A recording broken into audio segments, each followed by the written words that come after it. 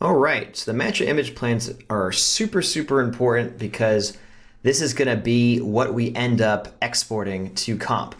Right now, we just have our color plane, C. You could do certain things in comp much in the same way you could do things here. You could bring all the brightness up of everything, contrast, and then bright or something. I don't know. You can do some stuff here, but what we're going to want to do is we want to have control over the individual aspects of this. The components that we want are the smoke, so we can make it darker maybe, or what have you. I want to be able to control the glow. So we're getting the glow here, but I want to be able to bring it up, maybe change the color, who knows what. Smoke, glow, and of course the fire itself, independent from the smoke. I want to be able to make the fire itself brighter without changing the smoke if I want to. Stuff like that. And we can do all that. We just need to tell Mantra that that's what we want. Now, kind of a red herring, I think, is this exports tab here. You can export the smoke mask, meaning a black and white image that will say this is the part where the smoke is and this is the part where the fire mask is. You can ask anybody. These don't really match up the way that you'd want. You should be able to use this in Nuke or what have you as a mask to control the brightness of the fire. In practice, it doesn't really line up very well, and I think I just prefer the method I'm going to show you either way. So we go over to our Mantra node. I'm just going to save this. I haven't saved this in a while. Go to images. We go to extra image planes, and we want some extra image planes. What do we want? Well, right off the bat, we're going to want to have the different light contributions to at least to the smoke, and that's going to come under the direct. I can never find direct, so I'm just going to type direct in. You know what? It's definitely in here. Let's go to probably down here. No, it's diagnostics. Blah blah blah blah blah. All right. Well, let's just say direct lighting per component, and then turn that component thing off. What I want actually is a per light. It's an extra variable for each light.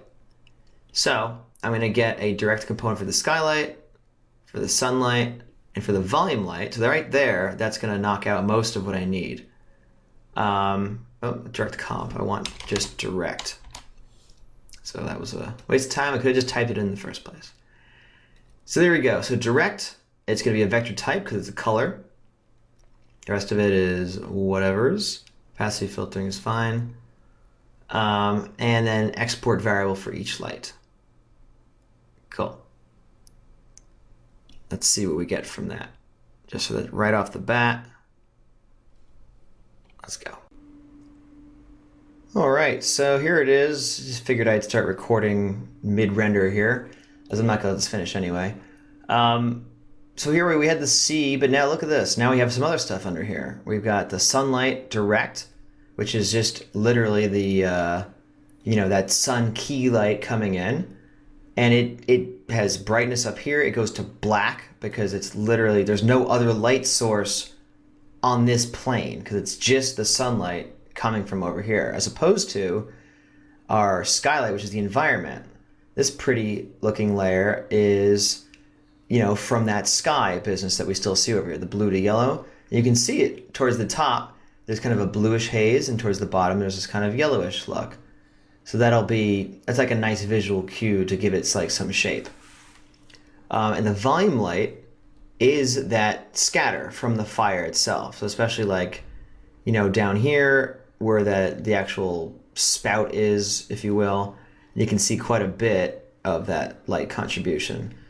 Essentially this plus this equals at least the smoke parts on here. The fire is separate. So cancel. How to get the fire? Well, we just need another image plane. We've got that. We've got direct. Now what we want is the direct emission.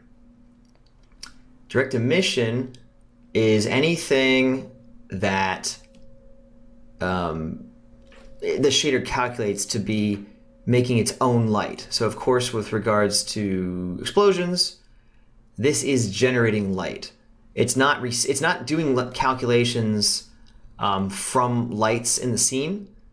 Like when we calculate the color of this pixel here, it's the base color, it's the opacity of the smoke, and then it's all the lighting calculations and shadows and stuff going out to the light. Now these don't have shadows, they don't receive lighting information. They're very fast for the shader to calculate because they don't care about any of that stuff.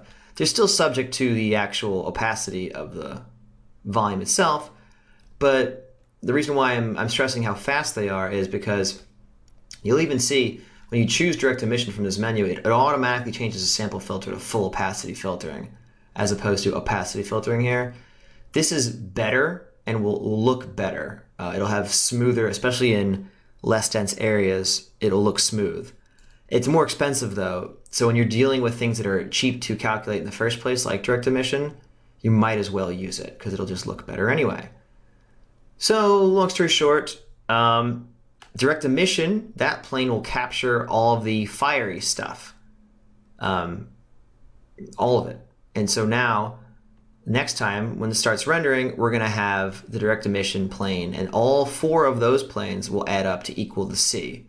And when we save these files out, we'll be able to access them in our compositing, whether we do it in Houdini or Nuke, which will be in the next chapter. You'll be able to control them individually, add them back up with all your tweaks applied. So I'll just let this run for a moment and I'll revisit it in a minute.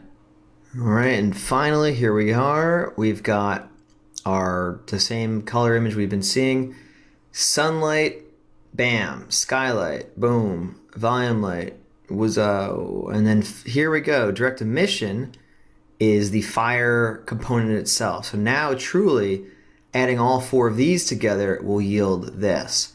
And so again, moving into our compositing thing now, altering each one of these, adding them back up, will yield some improved form of this thing. So great. So that's all set and ready to go. Everything still looks cool.